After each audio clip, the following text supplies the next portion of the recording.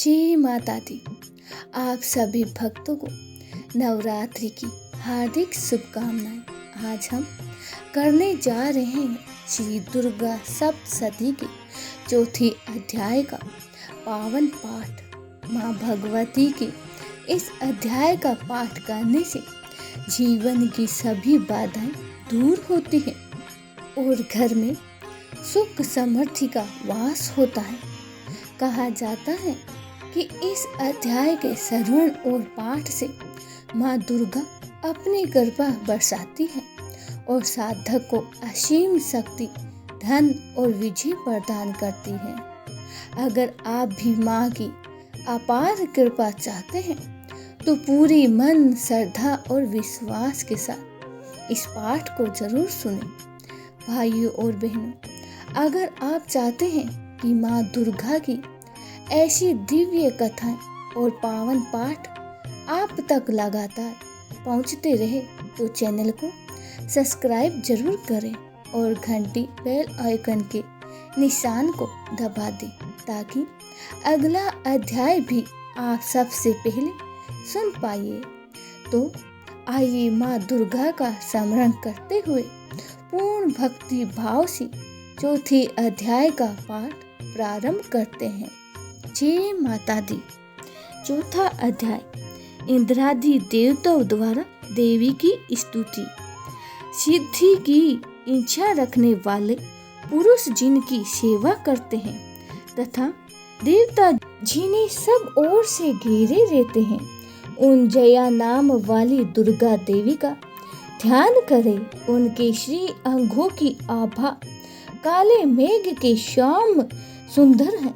वही अपने कटाक्ष नेत्र से शत्रु समूह को भय प्रदान करती है। उनके मस्तक पर आभद्र चंद्रमा की रेखा शोभा पाती है।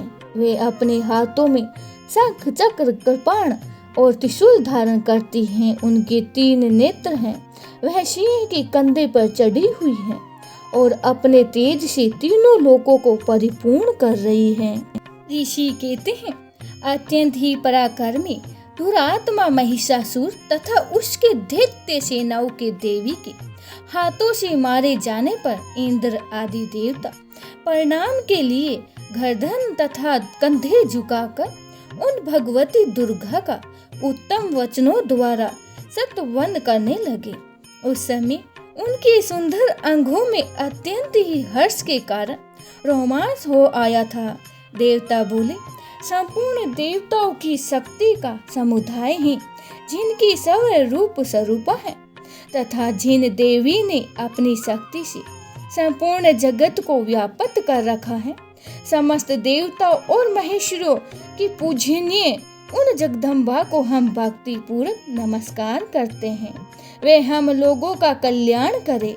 जिनके अनुपम प्रभाव और बल का वर्णन करने में ही भगवान शेष नाग, ब्रह्मा जी तथा महादेव जी का भी समर्थन नहीं है। वह भगवती चंडी का संपूर्ण जगत का पालन एवं अशुभ भय का नाश करने का विचार करे। जो पुण्य आत्माओं के घेरों में स्वयं ही लक्ष्मी रूप से पापियों के यहाँ दरिद्रता रूप से शुद्ध अंतकरण वाले हैं। पुरुषों के हृदय में बुद्धि रूप से, सत्य पुरुषों में श्रद्धा रूप से तथा कुललीन मनुष्य में लज्जा रूप से और निवास करती हैं। उन आप भगवती दुर्गा को हम नमस्कार करते हैं। हे देवी, आप संपूर्ण विश्व का पालन कीजिए। हे देवी, आपके इस अचिंतनीय रूप का असुरों का नाश करने वाले भारी पराक्रम का तथा समस्त देवता और दैत्यों के समक्ष युद्ध में प्रकट किए हुए आपके अद्भुत चरित्रों का हम किस प्रकार वर्णन करें। आप संपूर्ण जगत की उत्पत्ति में कारक हैं। आपसे ही सत्य गुण, रजोगुण और तमोगुण ये तीनों गुण मौजूद हैं, तो भी दोषों के साथ ही आपका संघर्ष नहीं जान पड़ता है। भगवान विष्णु और महादेव आदि देवता भी आपका पार नहीं पाते। आप ही सबका आश्रय हैं। ये समस्त जगत आपका अंशभूत है, क्योंकि आप सबकी आधिभूत अव्यकर्ता तथा प्राकृतिक हैं देवी। संपूर्ण यज्ञों में जिसकी उच्चारण से सब देवता तृप्त लाभ करते हैं वह स्वाहा आप ही हैं। इसके अतिरिक्त आप पितरों की भी तृप्ति का कारण है। अतएव सब लोग आपको श्रद्धा भी कहते हैं देवी, जो मोक्ष की प्राप्ति का साधन है। अचिंतनीय महाव्रत स्वरूपा है, समस्त दोषों से रहित जितेंद्रिय तत्वों को ही सार वस्तु मानने वाले तथा मोक्ष की अभिलाषा रखने वाले मुनिजन जिसका अभ्यास करते हैं वह भगवती परा विद्या आप ही हैं। आप शब्द स्वरूपा हैं, अत्यंत निर्मल तीर्घ वेद यजुर्वेद तथा अर्धगीत के मनोहर पदों के पाठ से युक्त श्याम वेद का भी आधार आप ही हैं।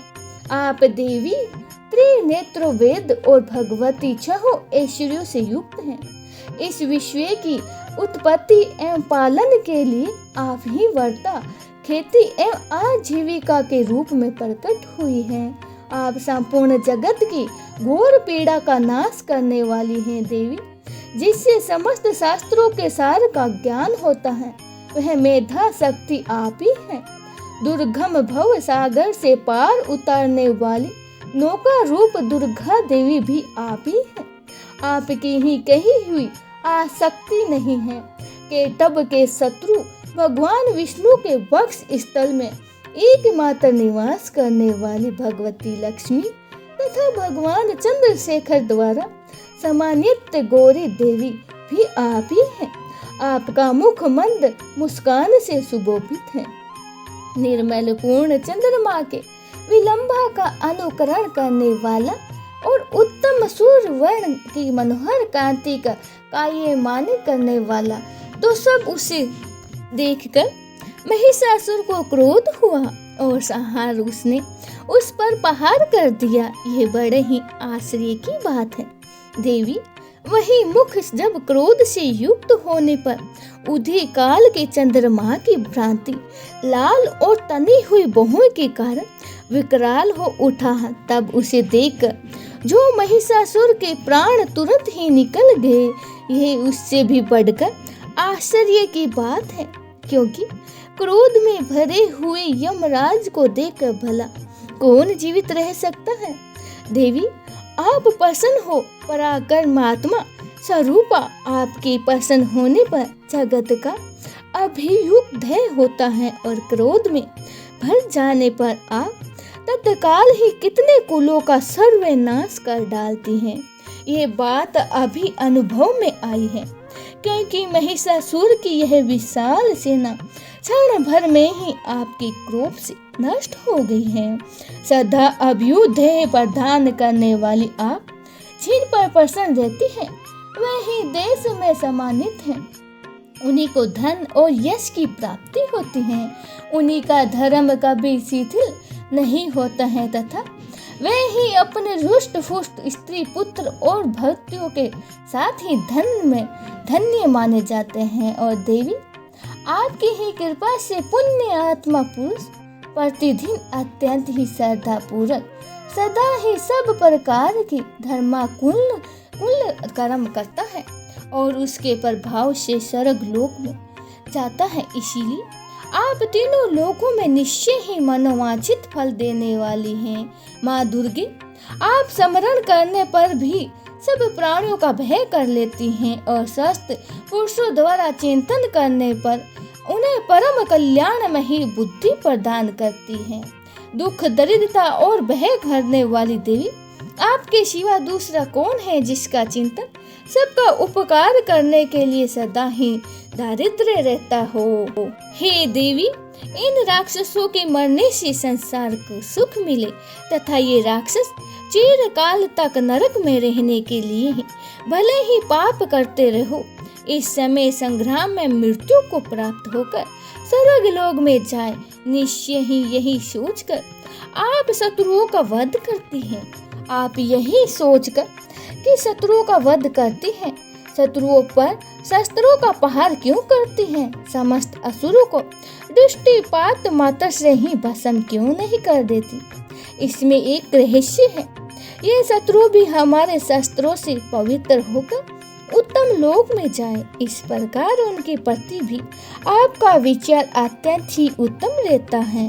खड़ग के तेज पुंज की भयंकर दीप्ति से आपका त्रिशूल के अग्रभाग के धनी भूत प्रभाव से चौंधिया कर जो असुरों की आंखें फूट रही नहीं गई, उसमें यही कारण था कि वह मनोहर रश्मियों से युक्त चंद्रमा के समान आनंद प्रदान करने वाले आपके इस सुंदर मुख का दर्शन करते थे।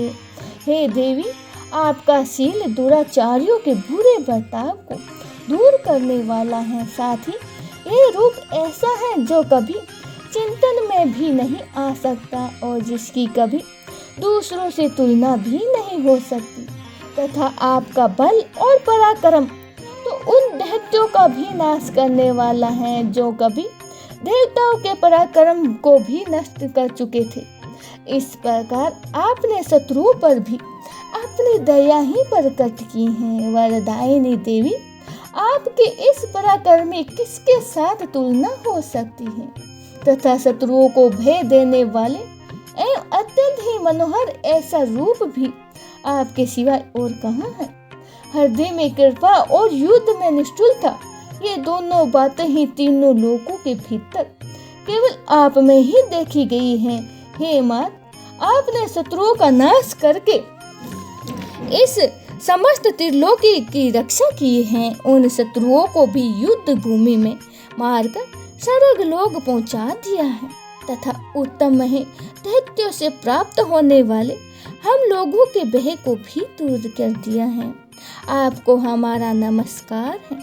हे देवी, आप सूल से हमारी रक्षा करें। हे अंबिके, आप खड़ग से भी हमारी रक्षा करें, तथा घंटा की ध्वनि से और धनुष की टकरार से भी हम लोगों की रक्षा करें।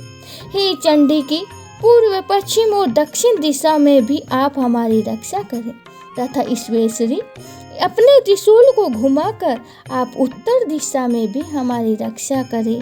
तीनों लोकों में आपकी जो परम सुंदर एवं अत्यंत ही भयंकर रूप विचरते रहते हैं, उनके द्वारा भी आप हमारी तथा इस भूलोक की रक्षा करें।